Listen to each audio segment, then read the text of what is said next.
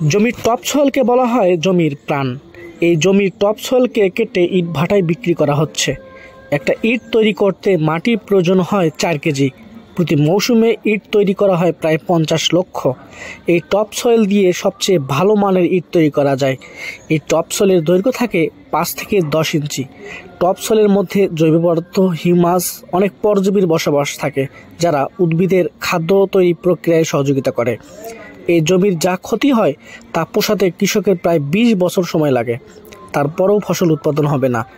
আমরা ইমারত নির্মাণ করছি, সভ্যতা নির্মাণ করছি, কিন্তু কিভাবে? নিজেদেরকে শেষ করে। কি অদ্ভুত ব্যাপার! মাত্র 20 থেকে 25 হাজার টাকার বিনিময়ে 20 বছরের স্বপ্নকে নিমিষে শেষ করছি। টপসয়েল নিয়ে কি বলছেন এই কৃষক? না, এটা মোটেই ঠিক নয়, কেননা উপরের যে উর্বরা মাটির শক্তি সেটা নিয়ে যাচ্ছে, এতে ফসলের ক্ষতি হচ্ছে। হ্যাঁ, তাই জমিটা নিচু হচ্ছে, এমনিতে এটা নিচু বিল। হ্যাঁ, এটা আমাদের খুব সমস্যা।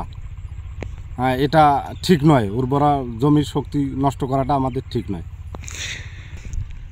মানুষ টাকার লোভে মনে করেন যে জমির মাটি বিক্রি করতেছে।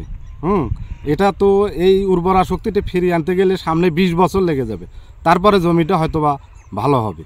এটা মানুষ কিন্তু অর্থ লোভে করতেছে।